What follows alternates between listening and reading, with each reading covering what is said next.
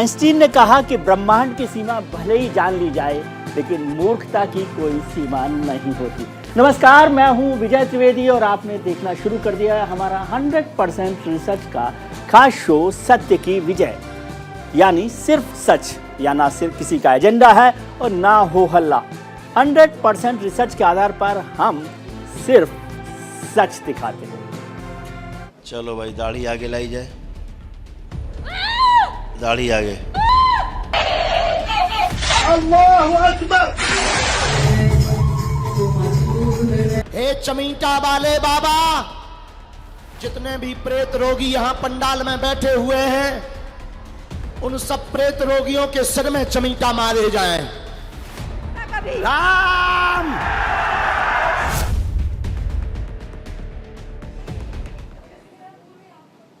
बागेश्वर धाम वाले कथावाचक पंडित धीरेन्द्र शास्त्री को लेकर हंगामा थम नहीं रहा। बागेश्वर धाम के पीठाधीश्वर धीरेन्द्र कृष्ण शास्त्री बिना कोई सवाल पूछे लोगों की परेशानी जान लेने और उनकी समस्या का निदान बताने का दावा करते। दरअसल धीरेन्द्र शास्त्री जगह जगह जाकर दिव्य दरबार लगाते हैं। वहां आने वाले लोग पर्ची में समस्या लिखते हैं और धीरेन्द्र शास्त्री कहते हैं कि बिना बताए ही अपनी पर्ची में उनकी समस्या का लिख देते हैं। ऐसा ही एक श्री राम चरित्र चर्चा नागपुर में आयोजित हुई थी। ये कथा 13 जनवरी तक चलनी थी, लेकिन 11 जनवरी को ही खत्म हो गई। आरोप है कि ऐसा इसलिए हुआ क्योंकि महाराष्ट्र के अंधश्रद्धा निर्मूलन समिति ने धीरेन्द्र शास्त्री पर अंधविश्वास और जादू टोना को बढ़ावा देने का आरोप लगाया। समिति के अध्यक्ष श्याम मानव ने कहा कि धीरेन्द्र शास्त्री दिव्य दरबार और प्रेत दरबार की आड़ में जादू टोना को बढ़ावा देते हैं। श्याम मानव ने धीरेन्द्र शास्त्री के चमत्कार को चुनौती दी। आइए आपको पहले बताते हैं कि धीरेन्द्र शास्त्री का दावा क्या है और श्याम मानव ने क्या चुनौती दी। धीरेन्द्र शास्त्री का कमाल, उस पर देखते हैं। धीरेन्द्र शास्त्री का दावा है कि मैं कुछ नहीं करता, सब बालाजी करते हैं। श्याम मानव ने कहा कि दिव्य शक्तियां हैं तो सिद्ध करें। धीरेन्द्र शास्त्री ने कहा कि अपने मंच पर चमत्कार दिखाने का आमंत्रण मैं करता हूं। श्याम मानव ने कहा कि अलग मंच पर चमत्कार दिखाए, यानी कि उनके ही इलाके में ना करें, जहां पर वो चाहते हैं उस जगह पर किया जाए। धीरेन्द्र शास्त्री का जो दावा था उसको धीरेन्द्र शास्त्री ने कहा कि पत्रकार पुलिस वालों तक ने अर्जी लगाई है उनके दरबार में। श्याम मानव ने कहा कि नागपुर में पत्रकारों को चमत्कार दिखाएं। श्याम मानव नागपुर से हैं और नागपुर में ही ये उनका जो दरबार था वो लगा था, जहां पर चर्चा दी गई। धीरेन्द्र शास्त्री का दावा है कि श्याम मानव को बुलाया गया था, वो आए ही नहीं। जबकि श्याम मानव ने कहा कि महाराष्ट्र में वो कहीं भी आकर चुनौती को कबूल है, यानी वो चाहते हैं कि एक ऐसी जगह पर हो जहाँ पर बाबा का जो है तामझाम ना हो। धीरेन्द्र शास्त्री का दावा है कि सनातन धर्म का प्रचार वो कर रहे हैं, जबकि श्याम मानव ने कहा कि धर्म के नाम पर दुरुपयोग कर रहे हैं, धर्म के नाम का दुरुपयोग कर रहे हैं बाबा। धर्म का मुद्दा आए और राजनीति ना गरमाए, भारत में भला ये काम मुमकिन है साहब? तो फिर नागपुर से शुरू हुआ विवाद राजनीति के माहिर खिलाड़ियों के लिए मौका बन गया सियासत करने का। जहां एक धड़े ने इसे अंधविश्वास और बीजेपी का एजेंडा बताया, तो दूसरों ने इसे सनातन संस्कृति का प्रचार बताया और कहा कि वो धीरेन्द्र शास्त्री का विरोध बर्दाश्त नहीं करेंगे। देखते हैं कि क्या है इसमें। विरोध में जो लोग हैं वो कह रहे हैं कि ऐसा चमत्कार नहीं दिखाना चाहिए, ये जादूगरों का काम है। छत्तीसगढ़ के जो मुख्यमंत्री हैं भूपेश बघेल साहब ने कहा, जबकि समर्थन में जो गिरिराज सिंह है केंद्र सरकार में मंत्री, उन्होंने कहा कि सनातन धर्म के महापुरुषों में ऐसा सामर्थ्य होता है कि वो ऐसा चमत्कार दिखा सकते हैं। कांग्रेस विधायक गोविंद सिंह ने शक्ति साबित करने का चैलेंज उनको दिया है, जबकि कैलाश विजयवर्गीय जो मध्य प्रदेश से ही हैं, उन्होंने कहा उन्हें अपने इष्ट पर विश्वास और ये इष्ट का चमत्कार है। कैलाश विजयवर्गीय उनके सपोर्ट में ही उतर कर आए थे। कवासी लखमा जो है वो भी मंत्री हैं, कांग्रेस के नेता हैं। शक्ति साबित कर दी तो वो राजनीति छोड़ देंगे, ये दावा उन्होंने किया, चैलेंज किया है। जबकि समर्थन में उषा ठाकुर जो मध्य प्रदेश सरकार में मंत्री हैं, उन्होंने कहा कि धीरेन्द्र शास्त्री का विरोध करने वाले देशद्रोही हैं, ये उनका कहना है। पप्पू यादव जन अधिकार पार्टी के नेता हैं, उन्होंने कहा अगर उनमें हिम्मत है तो देश की गरीबी को मिटा कर दिखाए। जबकि साध्वी प्राची जो भारतीय जनता पार्टी का सपोर्ट करती हैं, सनातन परंपराओं को आगे ले जाने का काम कर रहे हैं धीरेन्द्र शास्त्री, ये साध्वी प्राची का कहना है। प्रमोद कृष्णम जो कांग्रेस के नेता भी हैं और पीठाधीश्वर हैं, उन्होंने कहा कि बीजेपी के हाथ की कठपुतली ना बने धीरेन्द्र शास्त्री। जबकि सुमेधानंद सरस्वती जो भारतीय जनता पार्टी के सांसद हैं, उन्होंने कहा कि कांग्रेस को केवल हिंदुओं में ही पाखंड नजर आता है। ये सुमेधानंद सरस्वती का कहना है, जो भारतीय जनता पार्टी के वैसे देखा जाए तो बात सिर्फ एक धीरेन्द्र शास्त्री की नहीं है, बल्कि भारत की हर गली मोहल्ले में ऐसे तमाम तथा कथित बाबा मिल जाएंगे, अलग अलग धर्म से, जो दावा करते हैं चमत्कार का, खुद के पास दिव्य शक्ति होने का। देश में कई मंदिर, दरगाह, चर्च हैं जहां धीरेन्द्र शास्त्री जैसे लोग अपना काम धंधा चलाते हैं। आपको उनके बारे में बता देते हैं कि क्या जी। तो ये अलग अलग लोग हैं। डॉक्टर पॉल दिनाकरन है, वो कहते हैं कि यीशु के नाम से सभी बीमारियां और पाप धुलने का दावा है। कहते हैं कि यीशु के लहू सारे पाप बीमारियों से मुक्ति दिलाता है। वाराणसी के भूतों के डॉक्टर है रबीउल अव्वल माह में, उसमें जब वो कहते हैं कि भूतों के डॉक्टर यहाँ आते हैं और यहाँ नाचती झूमती औरतें और आदमी दिन भर दिखते हैं। एक और है church of glory and wisdom के प्रॉफिट बजिंदर सिंह आदेश देते हैं कि उठ जा, और वो आदमी व्हील चेयर से खड़ा हो जाता है और मंच पर बज रहे बैंड बाजों के साथ थिरकने लगता है। कन्नूर का मौलवी मोहम्मद उवैस पवित्र जल से ही हर बीमारी को ठीक किए जाने का दावा करता था। पिछले साल इसके झाड़ फूक के चलते एक युवक की मौत हो गई, ऐसा कहा जा रहा है। फिलहाल जेल में बंद है। पंडित धीरेन्द्र शास्त्री का अब एक नया बयान आया है जो सुर्खियों में है। अब उन्होंने कहा है कि नेताजी सुभाष चंद्र बोस की तर्ज पर एक नया नारा उन्होंने दिया है कि आप हमारा साथ दें तो हम हिंदू राष्ट्र बनाएंगे।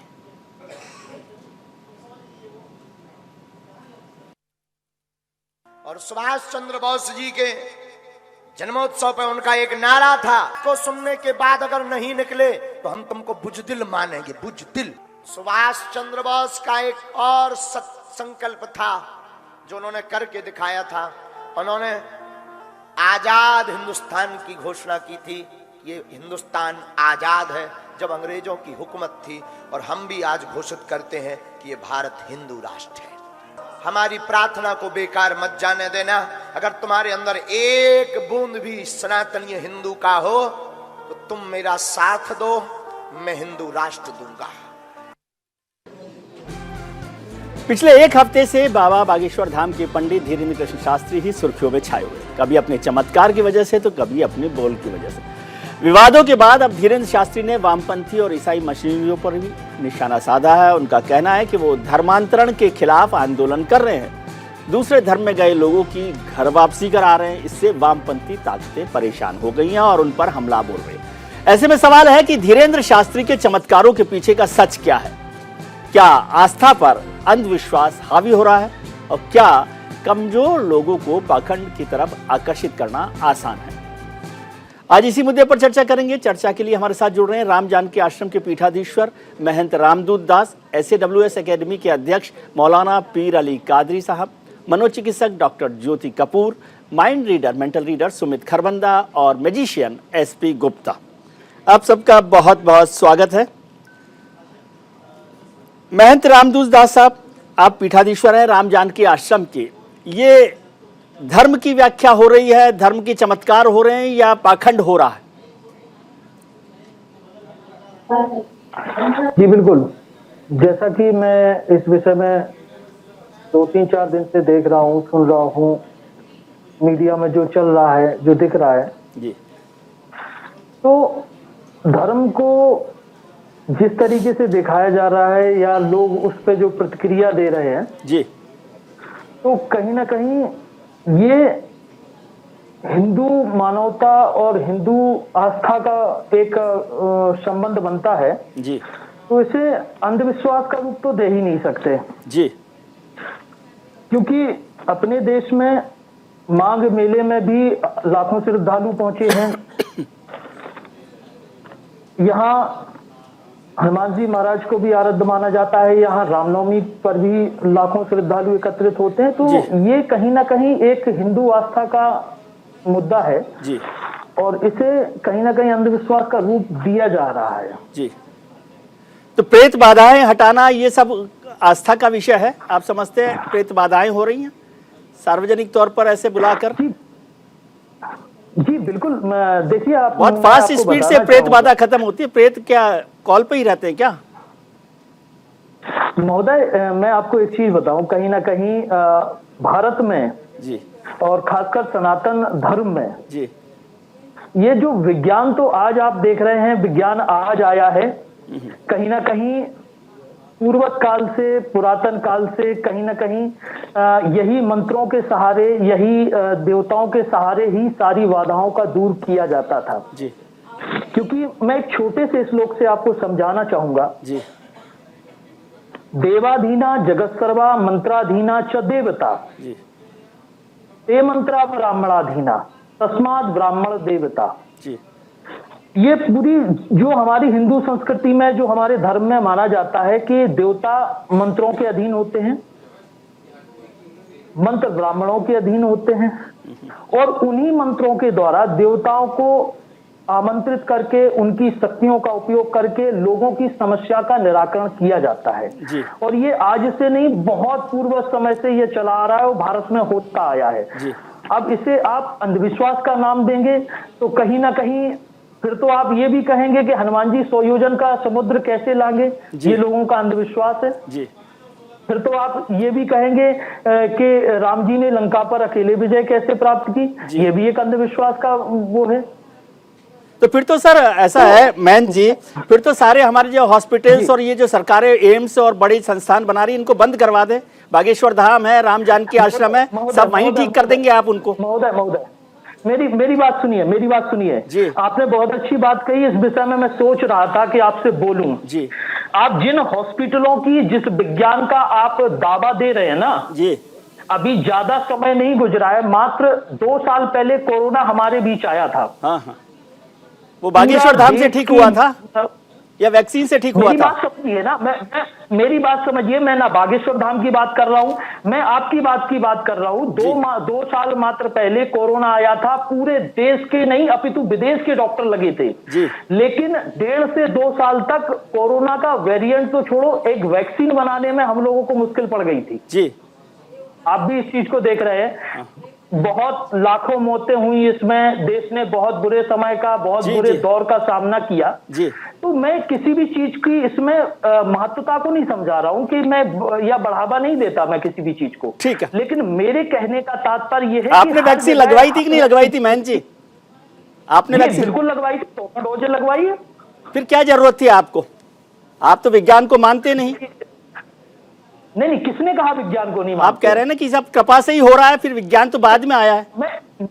मैं बात विज्ञान की नहीं कर रहा हूं, मेरे मायने से तो वेद ही विज्ञान है जी। मेरे मायने से वेद के द्वारा ही विज्ञान की उत्पत्ति है, तो मैं वेद को भी मानता हूं, विज्ञान को भी मानता हूं। ठीक है मौलाना पीर अली कादरी साहब, ठीक है आता हूं आपके पास सर। मौलाना पीर अली कादरी साहब, बात बागेश्वर धाम की या महंत रामदूस जी की या किसी और की नहीं है, सब धर्मों में हम लोग देख रहे हैं, हमने देखा है कि लगातार कुछ लोग हैं जो अंधविश्वास को बढ़ावा दे रहे हैं और उसके बहाने से जो कमज़ोर आदमी हैं उसको यूज़ कर रहे हैं, उसको एनकैश कर रहे हैं। हालांकि बहुत सारे लोग कहते हैं, महंत जी भी कह सकते हैं, बागेश्वर धाम वाले भी कह रहे हैं कि केवल आप हिंदू धर्म के लोगों पर कर रहे हैं। हमारा मसला हिंदू, मुस्लिम, इस्लाम और क्रिश्चियनिटी पर नहीं है, मसला है कि अंधविश्वास क्यों बढ़ाए जाए। देखिए विजय जी, सबसे पहली बात तो यह है कि ईश्वर हो या अल्लाह हो, जब इनका नाम जपा जाता है तो यकीनन एक आम व्यक्ति में भी शक्ति आती है, ये आप भी मानते हैं, ये मैं भी मानता हूँ जी। और एक आस्था की जो है, आस्था के ऊपर निर्भर करता है जी। अब रहा सवाल के अंधविश्वास जी, तो अंधविश्वास के खिलाफ में काफी समय से जो है हमारे देश में जो है आवाज उठ रही है जी। और मैं ये खुलेआम कहता हूँ कि अंधविश्वास हर धर्म में है जी। चाहे वो मुसलमान हो, चाहे वो हिंदू हो, चाहे वो सिख हो, चाहे वो ईसाई हो, कोई भी धर्म हो, हर जगह अंधविश्वास है। अब यहाँ पर ये बागेश्वर धाम का जो लड़का है जो अपने आप को बाबा बता रहा है जी, मैं ये कहना चाहता हूँ सर कि उनके पास कोई भी आए, उनके पास लाखों की संख्या में लोग आए, अगर आस्था की बुनियाद पर आते हैं तो हमें किसी को एतराज ना था, चाहे ना करना चाहिए जी। लेकिन उनकी जिस हिसाब से गुफ्तगू, वो जो प्रश्न उठा रहे हैं और वो जो चीज की बात कर रहे हैं वो एक सनातनी नहीं कर सकता जी। सनातनी को हमने जितना पढ़ा है, हमने जितना सनातनी धर्म को देखा है, वहां पर भाईचारगी की बात होती है, वहां पर अंधविश्वास को मिटाने की बात होती है, वहां पर ईश्वर की जो है पूजा होती है, ईश्वर के ऊपर नजर रखी जाती है। सनातनी धर्म यही सिखाता है कि जो कुछ भी करेगा ईश्वर करेगा, कोई जो है बंदा नहीं करेगा, कोई इंसान नहीं करेगा। ये सनातनी धर्म है और इस्लाम भी यही सिखाता है। जी। तो इस्लाम लेकिन में फिर भी जैसा बहुत सारे कि- लोग अंधविश्वास फैला रहे हैं ना, इस्लाम में भी फैला रहे हैं। मैं वही तो कह रहा हूं ना सर, इन एडवांस पहले अपने डायलॉग में बात कहा मैं। जी।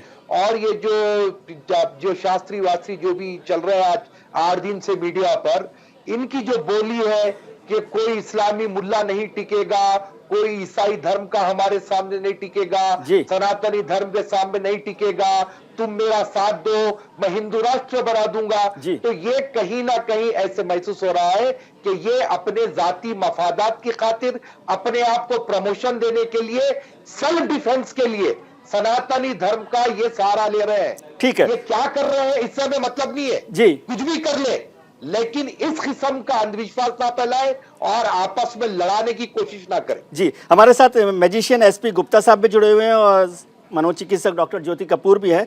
एसपी गुप्ता साहब, मुझे लग रहा है कि ये कॉम्पिटिटिव मार्केट है और आपको जो है ना मात दे दी है इन लोगों ने। जी देखिए, ये जो एक सिस्टम है, जी। हम तो कलाकारी स्तर से दिखाते हैं जी। हम लोग जो प्रोग्राम दिखाते हैं, हम लोग जो कार्यक्रम करते हैं, उसमें पहले शब्द यही होता है, ये 10 उंगलियों का चमत्कार और दिमाग की कला है। जी। इसे केवल आप मनोरंजन की दृष्टि से देखें। जी। आदरणीय स्वामी जी या आदरणीय मौलवी जी, आदरणीय पादरी जी। जी, अगर कोई इस टाइप की आस्था के साथ यदि ये चमत्कार दिखाते हैं, तो कहीं ना कहीं कुछ ना कुछ गड्ढा है। जी। पानी कहीं ना कहीं भरा है। जी। हमें विश्वास तो करना चाहिए, जी। लेकिन अंधविश्वास नहीं करना चाहिए। जी। ये इसकी सबसे बड़ी चुनौती है। देखिए, अब जैसे कि एक ये कंटिन्यू चर्चा चल रही है, मैं भी कई चर्चाओं में पहुंच रहा जी। हूं, लेकिन उसमें एक निष्कर्ष यही आता है निकल के कि जब हम एक गद्दी पर बैठकर अपनी किसी भी धर्म का प्रचार कर रहे हैं, जी। बेशक हम अपने धर्म का प्रचार करें, अपने सनातन धर्म का प्रचार करें, जी। मुस्लिम भाई मुस्लिम धर्म का प्रचार करें, ठीक है। लेकिन उस गद्दी पर बैठकर मनोरंजन के माध्यम से या किसी चमत्कारिक माध्यम से लोगों में अंधविश्वास क्रिएट, लेकिन गुप्ता साहब, एक बात तो है ना कि आप जो मैसेज कम्युनिकेट करना चाहिए था आपको, वो आप पावरफुल तरीके से नहीं दे पाए। मतलब आपका मतलब जो भी हमारी मैजिशियन कम्युनिटी है वो ये नहीं बता पाई कि भाई ये खेल आंखों उंगलियों का है और दिमाग का है। यदि ये आप सबको ठीक से समझा देते तो फिर हम अंधविश्वास में नहीं फंसते ना। उसका कारण है सर, उसका एक कारण है मैजिक कम्युनिटी में कम से कम हजारों 20,000 मैजिशियन है जी। और मैजिक कम्युनिटी वो किसी धर्म के को प्रचार नहीं करती। मैजिक कम्युनिटी एक आर्टिस्ट है, वो सभी धर्मों के लिए है और मनोरंजन के लिए है। यदि वो किसी चीज का सीक्रेट ओपनली खोलती है तो वो पूरे मैजिक सोसाइटी के लिए एक नुकसानदायक चीज है, उनकी रोजी रोटी की चीज है। लेकिन मैजिक कम्युनिटी ने आपको सबको ये समझाया टीवी के माध्यम से, डिबेट्स के माध्यम से कि हाँ, ये जो राइटिंग है या आपकी मन को बात को जान लेना, दिखाया भी, बतलाया भी और समझा भी दिया। ये हम लोगों के लिए तो एक ट्रिक है, लेकिन बाबा जी या अन्य स्वामी जी या पादरी साहब इस ट्रिक को किस तरीके से अप्लाई करते हैं जी, उसमें कहीं ना कहीं तो कुछ है, कुछ झोल है। ठीक है डॉक्टर ज्योति कपूर, मुझे समझना है कि ये जो क्लाइंटेल है, माफ कीजिएगा मैं क्लाइंट का शब्द का इस्तेमाल कर रहा हूँ, ये जो क्लाइंटेल है वो इस वजह से है कि हमारे जो लोग हैं परेशान हैं, दिमागी तौर पर कमज़ोर हैं या दिमागी तौर पर परेशान हैं, और जो हमारे साइकेट्रिस्ट हैं, साइकोलॉजिस्ट हैं, वो अवेलेबल नहीं है ठीक से, या वो भी कम्युनिकेट नहीं कर पा रहे। विजय, बहुत इम्पोर्टेंट जी। हेलो जी।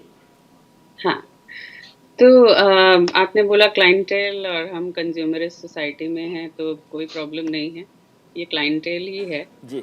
देखिए, अगर हम डॉक्टर्स की बात करें तो डॉक्टर्स वैसे भी किसी धर्म के नहीं होते हैं जी। जैसे आर्टिस्ट किसी धर्म के नहीं होते हैं। डॉक्टर का काम इलाज करना है और कोई भी व्यक्ति हो इसका इलाज करते हैं।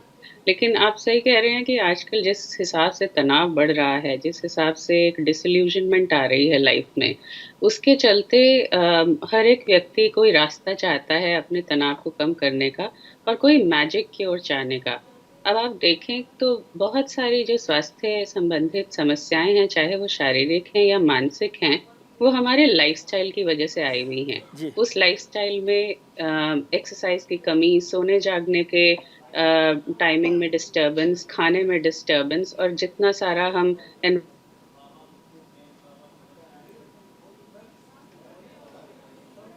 कि काफ़ी हद तक हमारे कंट्रोल में हो सकती हैं, अगर हम अपने लाइफस्टाइल पे वर्क कर पाएँ। पर आदतन हमारा लाइफस्टाइल ऐसा हो गया है कि हम ऐसा कुछ नहीं कर पाते हैं। तो हम सब चाहते हैं कि एक मैजिक क्योर हो, जिससे ये वाली चीज़ जो है वो ठीक हो जाए। और जहाँ तक डॉक्टर्स का सवाल है या मेंटल हेल्थ प्रोफेशनल्स का सवाल है, हम डॉक्टर्स हैं, हमारे को कुछ टूल्स दिए गए हैं, हमारे को कुछ एजुकेशन दी गई है, जिसके चलते हम अपनी तरफ से पूरी कोशिश करते हैं इंसान की तकलीफ को समझने की और उसका इलाज कराने की। पर जिस तरह के भ्रम और मान्यताएं इवन हेल्थ प्रैक्टिस को लेकर फैल चुकी हैं, साइकाइट्रिक प्रैक्टिस को लेकर फैल चुकी हैं, लोग हमारे पास आना नहीं चाहते हैं। ना सिर्फ कि साइकोलॉजिकल और साइकाइट्रिक सर्विसेज भारत में कम हैं, उसके साथ साथ लोग हमारे पास आना नहीं चाहते हैं। डॉक्टर साहब, यही मैं आपसे समझना चाहता हूँ कि क्यों नहीं आना चाहते। क्या आपका कनेक्ट नहीं है? आप एक घर देखें, हम पूरी घर को यदि देखें तो साइंटिफिक जिंदगी जी रहे हैं। घर में सुबह उठेंगे, लाइट जलाएंगे, लाइट साइंस की देन है, फैन चलाएंगे, एसी चलाएंगे, माइक्रोवेव चलाएंगे, गैस जलाएंगे। एक भी चीज़ जो है वो साइंस से जुड़ी हुई है, एक एक चीज़ साइंस से जुड़ी हुई है। आजकल तो धूप बत्ती जलाने की बजाय भी रूम पर परफ्यूमर जो है या वो चलाते हैं, लेकिन डॉक्टर के पास नहीं जाते, मौलवी साहब के पास चले जाते हैं, बाबा के पास चले जाते हैं।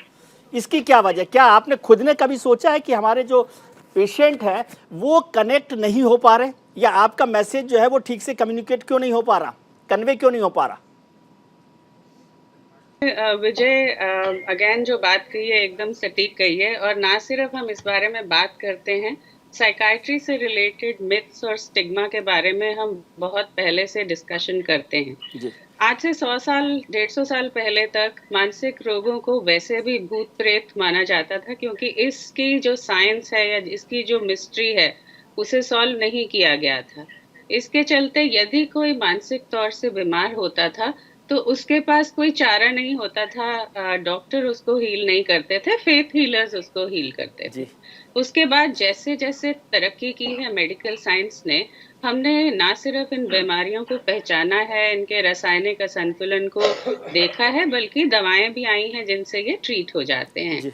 लेकिन जो एक साइकोसोशल एनवायरनमेंट है, एक माहौल है, जैसे अभी शास्त्री जी कह रहे थे कि इतने लोग कोविड के दौरान, पैंडेमिक के दौरान मर गए, और मेडिकल कम्युनिटी ने क्या किया?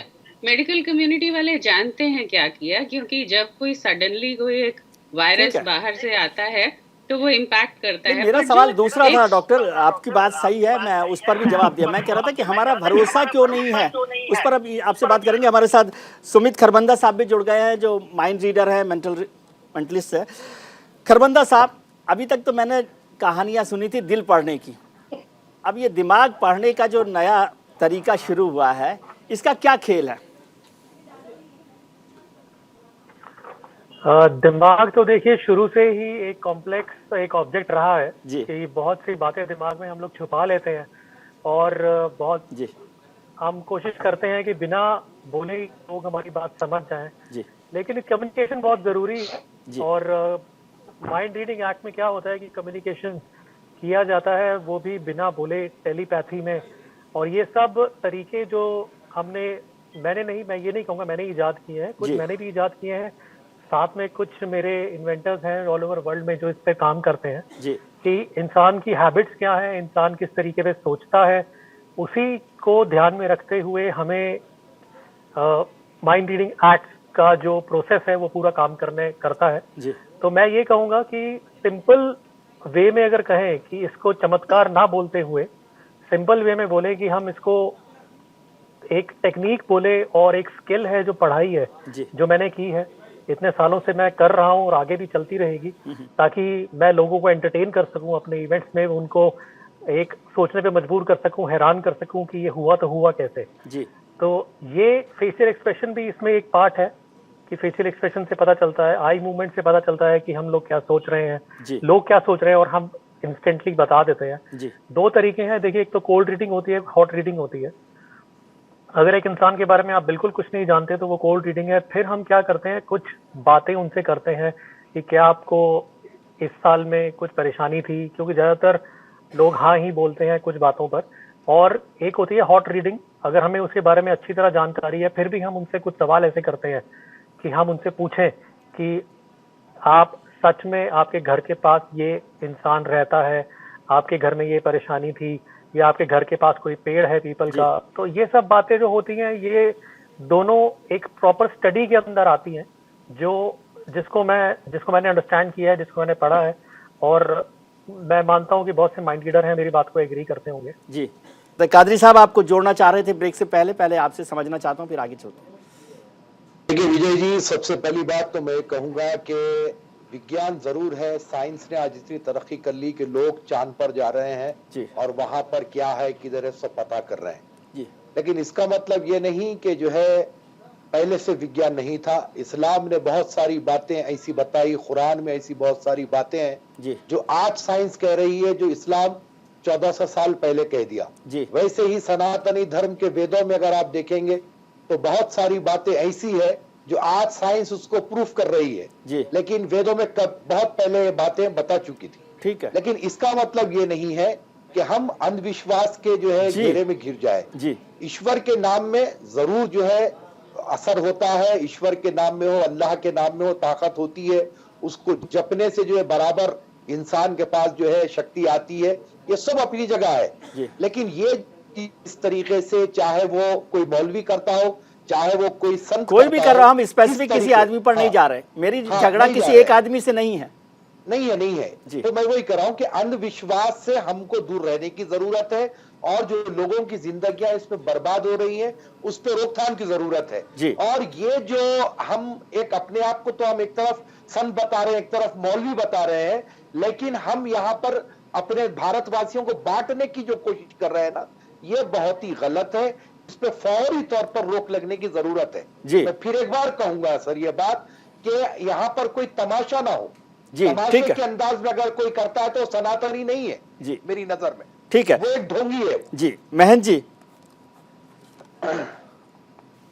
आपको जोड़ना चाह रहे थे मौलाना साहब के साथ? बिल्कुल, बहुत समय से मैं इंतजार कर रहा था अपनी बारी आने का। जी प्रभु, आपसे तो शुरू किया था हमने कार्यक्रम। नहीं तो काफी समय हो गया, अभी बारी नहीं आई है, काफी समय से इंतजार कर रहा था बोलने का।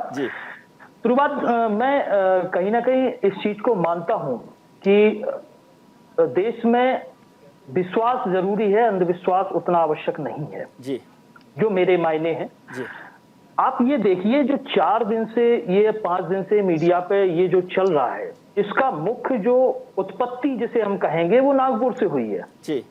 नागपुर में श्याम मानव जी ने क्या कहा बागेश्वर सरकार से, या क्या प्रमाण मांगा, ये वहां से एक नई आग उत्पन्न की देश के लिए।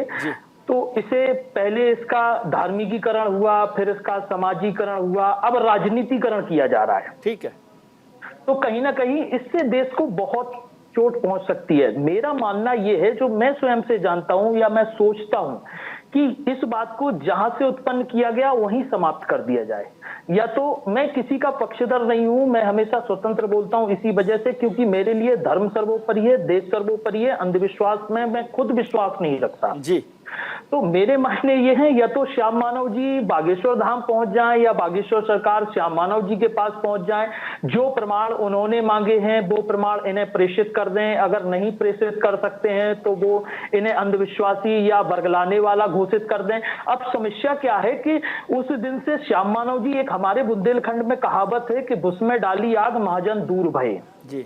तो श्याम मानव जी ने एक आग की चिंगारी छोड़ी, पूरा देश उस आग में लपेटे में आ गया जी। अब धर्म पर इस पे उंगलियां उठाई जा रही हैं, सब अपनापन, कोई पार्टी इसे समर्थन दे रही है, कोई इसका विरोध कर रहा है। पार्टियों की बात छोड़ दीजिए, पार्टियां क्या करती हैं। और जो श्याम मानव जी ने किया, आपने ठीक बोला कि वहां से हो गया।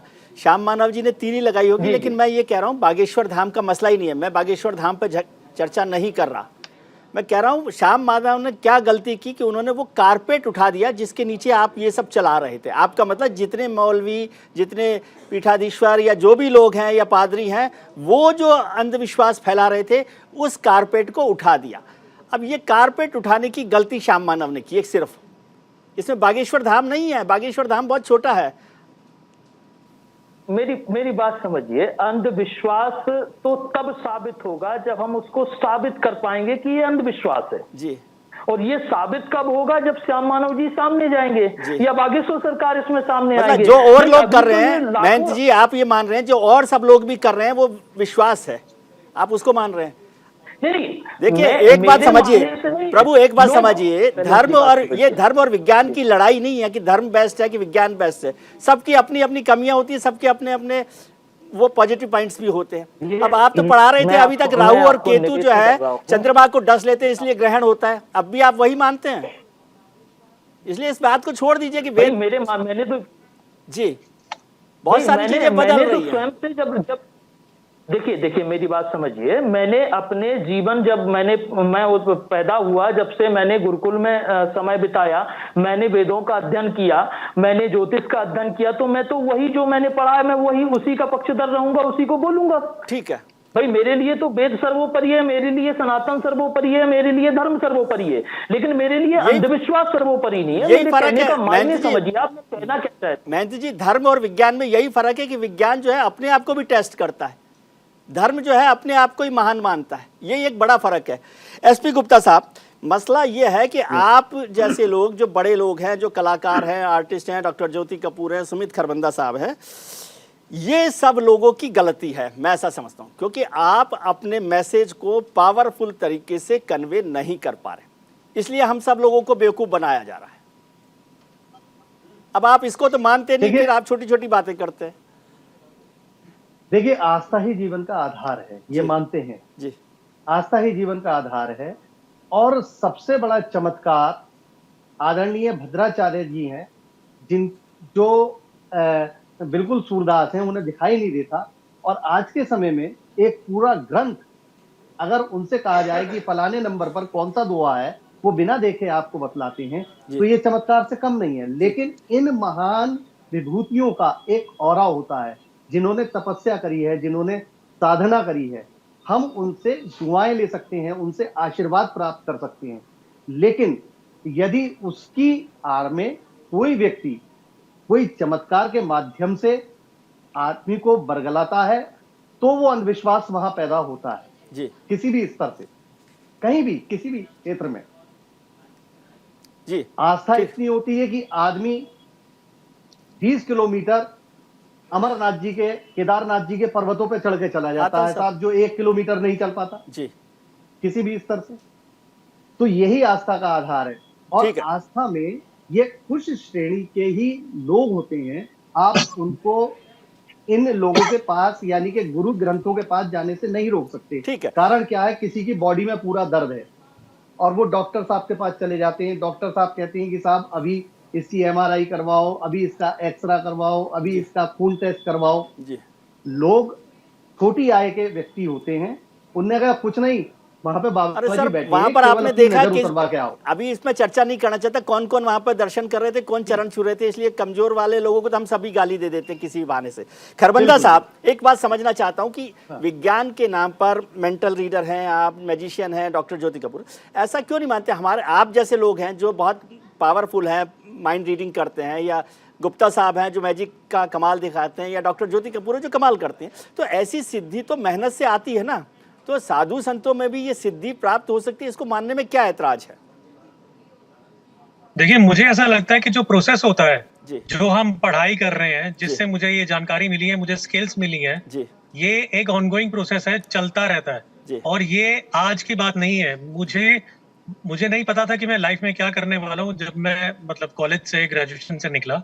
मेरे फादर अशोक खरबंदा जी, उन्होंने कुछ गाइडेंस मुझे दी, वो भी इसी लाइन से हैं, वो भी मैजिशियन है वो। क्या है कि उनके शो देखकर मैंने कुछ गाइडेंस ली, पर ये मेरा कहने का मतलब है कि हम अपना मैसेज अच्छी तरीके से स्ट्रांगली दे रहे हैं। मैं काफी न्यूज चैनल्स पर बोल रहा हूँ कि अंधविश्वास से दूर रहें, और अपने शोज के दौरान भी मैं ये बोलता हूँ कि एंटरटेनमेंट एक्ट है। अगर आप में से कोई सीखना चाहते हैं तो मैं सिंपल एक्ट आपको 1-2 बता दूंगा, जिससे आप अंदाजा लगा सकते हैं कि ये एक आर्ट है जिसमें आप अपनी डेडिकेशन, अपना लाइफ, मेहनत देंगे तो क्यों नहीं आगे बढ़ सकते। मुझे लगता है कि मैं एक साफ तरीके, अच्छे तरीके से एंटरटेन कर रहा हूँ लोगों को, और एंटरटेनमेंट लोगों को चाहिए।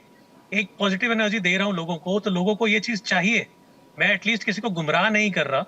और मुझे लगता है कि जिन लोगों तक मेरी बात नहीं पहुंच रही, वो लोग जरूर इसको समझते होंगे कि ये चमत्कार है, या जैसे आपने कहा कि जो इसका काम करते हैं वो इसको गलत तरीके से ले जाते हैं। लेकिन अगर आप ये सोचिए कि अगर मैं किसी की तारीफ भी कर देता हूँ कि बहुत अच्छे तरीके से आपने ये जादू, या बहुत अच्छे तरीके से आपने गाना गाया, तो वो उसकी जो ऊर्जा है दुगनी हो जाती है। और जो दुगनी हो जाने के बाद वही ऊर्जा काम आती है, उसको पॉजिटिव वाइब्स, ये सब चीजें, आदमी इंसान ठीक होने लगता है। इसी का उल्टा देखिए कि नेगेटिव वाइब्स क्या होती हैं, है ना। अगर आप यही चीजें आप मान के चलें, हम अपना काम अच्छे से कर रहे हैं, जो मेरे सर्कल में लोग हैं, मेरे सर्कल में दोस्त हैं, हमारी भी संस्था है जी, तो उसके लिए हम पूरा कोशिश करते हैं कि अच्छे तरीके से सब लोग समझाएं कि अंधविश्वास से दूरी बनाए रखें। सबका यही काम है जी। ठीक है, हमारा काम। खरबंदा साहब, आप यदि आप मेरे साथ मौजूद हैं, यदि मैं आपको कहूं कि भाई आपकी बात को भी मान लूं कि बागेश्वर धाम के जो पीठाधीश्वर हैं या कोई और है, मौलवी साहब हैं, वो जो कर रहे हैं वो खरबंदा साहब भी कर सकते हैं, कैसे आप बताएंगे मेरे दर्शकों को, कैसे भरोसा हो ये? क्योंकि उन्होंने तो सिद्धि प्राप्त किया, अब आप कहेंगे नहीं जी सिद्धि का काम नहीं है, तो बता दीजिए मुझे। देखिए, सिद्धि होती है मास्टरी, सिद्धि का मतलब है मास्टरी। मैंने अपनी लाइफ में, अपनी काम में मास्टरी हासिल की है, मैं इस बात को मानता हूँ जी। और यही बताता हूँ मैं कि कोई कान में आके मेरे कोई बता नहीं रहा कि अगला सामने वाला इंसान क्या नंबर सोच रहा है, उसकी जेब में जो करेंसी नोट है उसका क्या नंबर है, मेरे कान में आके कोई नहीं बताता जी। क्योंकि एक तरीका है जिसके तरीके से वो मुझे जानकारी लेनी होती है और वो मैं ले लेता हूँ जी। देखिए, अभी ऑनलाइन यहाँ पर तो कुछ करना मुश्किल है, मेरे हाथ भी थोड़े बिजी हैं, लेकिन मैं बिल्कुल चाहूंगा कि आपके स्टूडियो में आकर मैं दर्शकों को भी दिखाऊं। किसी दिन आपको याद करते हैं। डॉक्टर ज्योति कपूर, ये मसला मेंटल हेल्थ का ज़्यादा मुझे लगता है, आप क्या समझते हैं कि हमने हिंदुस्तान में खास तौर से मेंटल हेल्थ पर ठीक से काम नहीं किया और उसका फायदा सब लोग उठा रहे हैं? कई राजनेताओं में भी पीठाधीश्वर बैठे हैं जो हर इलेक्शन में इसी तरह के चमत्कार करके जीती जाते हैं। देखिए विजय, ये तो सब चलता रहेगा, ये जिंदगी का हिस्सा है। और आप जैसे प्रोग्राम्स, जैसे टीवी के माध्यम से और जो और लोग हमारे यहाँ हैं, उनके माध्यम से हम ये मैसेज लोगों तक पहुंचा सकते हैं कि विश्वास बहुत ज़रूरी है। ट्रस्ट के बिना लाइफ नहीं है, लेकिन अंधविश्वास उतना ही खराब करता है इंसान को। और जहाँ तक मेंटल हेल्थ रिलेटेड प्रॉब्लम्स का सवाल है, या जी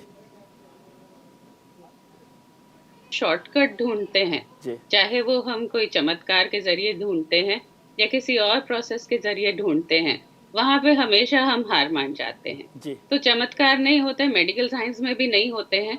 अगर हम आपको कोई ट्रीटमेंट देते हैं, उस ट्रीटमेंट के पीछे बहुत रिसर्च जाती है, पर उसके साथ साथ पेशेंट का कोऑपरेशन चाहिए होता है कि वो हमारी बात माने, अपने लाइफस्टाइल में बदलाव लाएं। यही कारण होता क्या है। ऐसा फर्क है क्या डॉक्टर साहब? डॉक्टर साहब, एक छोटा सा फर्क ये मुझे समझ आया, आपने कहा कि भाई चमत्कार भी होते हैं और सब काम आप कर रहे हैं। एक फर्क छोटा सा है, इसको समझाइए कि डॉक्टर ज्योति कपूर के पास कोई मेंटल हेल्थ का पेशेंट आए तो कहेगा हाँ तुम्हारे को देखेंगे, 1 साल लगेगा, ये दवा लेनी है, ये कोर्स करना है, ये सारा काम होगा, 1 साल में ठीक हो गए।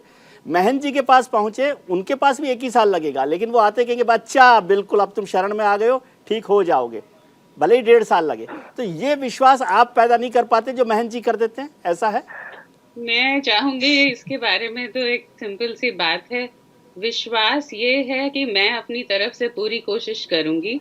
समय कितना लगेगा ये मेरे हाथ में नहीं है। ठीक है, जैसे पादरी बात दोनों एक ही कर रहे हैं। जी ने कहा कि बात वही है कि you have to trust the person you go to, चाहे वो अपने माता पिता के पास जाएं, चाहे वो आप मंदिर में जाएं, भगवान के पास जाएं, डॉक्टर के पास जाएं, ठीक है, ये विश्वास लेके जाएं कि वो अपनी कोशिश कर रहे हैं।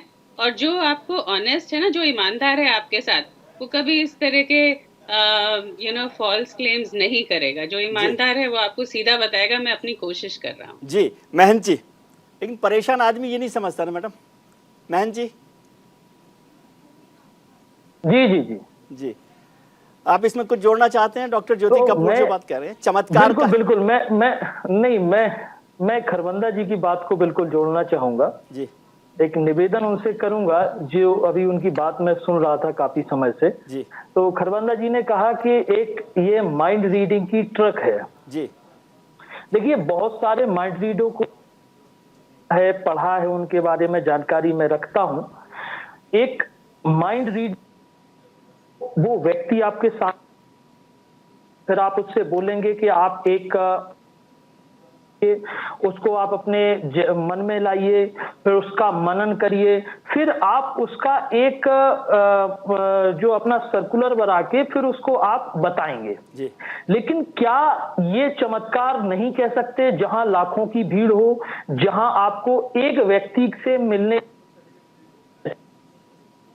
और उससे आप बिना पूछे उसकी आप, क्या ये माइंड रीडिंग ट्रिक के ऊपर नहीं हो सकता जी? मैं उनसे ये प्रश्न रखूंगा। दूसरी बात, मैं आपसे ये मानता हूं, ज्योतिष हो, धर्म हो, शास्त्र हो, चमत्कार हो, सिद्धियां हो, ये आपके निर्देशक तो बन सकते हैं लेकिन निर्माता नहीं बनते जी। ये समाज को एक नई दिशा और दशा तो दे सकते हैं लेकिन ये आपके भाग्य को परिवर्तित नहीं कर सकते। उसके लिए आपको मेहनत करनी पड़ेगी। जैसे आदरणीय ज्योति जी बोल रही थी, जैसा उन्होंने कहा कि समय लगता है हर चीज के लिए। उसकी उत्पत्ति मैं आपको बताऊं, हिंदू धर्म में, हिंदू आस्था में 5 चीजें बहुत मायने देती हैं: श्रद्धा, आस्था, विश्वास, परिश्रम, प्रयास। ठीक है, ये 5 चीजें। हम किसी भी गुरुजन के पास, 1 मिनट मुझे पूरा करने दीजिए, हम किसी भी गुरुजन के पास जाते हैं, उसके प्रति श्रद्धा लेके जाते हैं। भाई ये गुरुजी है हमारे, इनसे हमारे जीवन के जो कष्ट हैं वो दूर हो सकते हैं। तो जब हम श्रद्धा लेके गए, हमारी उनके ऊपर आस्था हुई तो हमने उन पर विश्वास किया, और जब विश्वास किया तो हम परिश्रम करेंगे उसके लिए, और परिश्रम और प्रयास से ही हमें नए जीवन की एक दिशा मिलेगी। कादरी साहब, ये धर्म कहता है जी। कादरी साहब, देखिए विजय जी, ये बात की तरफ मैं आपको तवज्जो दिलाना चाहता हूँ। आप बहुत बार इस पे बचना चाहे, लेकिन मैं आपको बोलूंगा इस बात पर जी कि आपने यहाँ पर कहा कि किसी पार्टी का हम जिक्र ना करें। सर, ये बात तय है कि जो जितने हमारी अपनी पॉलिटिकल पार्टीज है, मैं किसी एक पार्टी की बात नहीं कर रहा हूँ, चाहे वो हिंदू धर्म की हो, चाहे मैंने तो प्रभु ये कहा कि ये पार्टीज का जो पीठाधीश्वर है वो हर इलेक्शन में हमको ऐसे ही अंधविश्वास करते हैं। मैं कहना चाह रहा हूं कि अगर ये पार्टीज अगर किसी को प्रमोट करेंगे और अंधविश्वास को प्रमोट करेंगे तो यकीनी बात है जनता इनके साथ में आएगी सर। तो ये पॉलिटिकल पार्टीज जो हमारे अपने देश में नेतृत्व करते हैं काफी हमारे अपनी जनता का, तो उनको भी चाहिए कि अंधविश्वास से अपनी जनता को दूर करें। रहा सवाल साहब दूसरी बात, ये तो आप अपने ही गले में घंटी बांधने की बात कर रहे हैं कादरी साहब। नहीं साहब, देखिए मैं तो कह रहा हूँ ना साहब, मैं तो क्लियरली ये कह रहा हूं कि विश्वास बगैर कोई चीज नहीं है, आस्था बगैर कोई चीज नहीं है, लेकिन अंधविश्वास नहीं होना चाहिए जी। अरे साहब, अंधविश्वास तो हमारे देश में इतना बढ़ा हुआ है कि हम शिलान्यास करते हैं तो जाते हैं पहले पूछते हैं, उद्घाटन करना है तो पहले जाके हम पूछते हैं। वो बहुत लंबी बहस है सर, उस पर मैं जाना नहीं चाह रहा हूँ। ठीक है, समझ रहे हैं आप, चुनाव भी करना होता है। ठीक है सर, बहुत कम समय मेरे पास बचा है। गुप्ता साहब, छोटा सा कमेंट कोई आप जोड़ना चाहते हैं?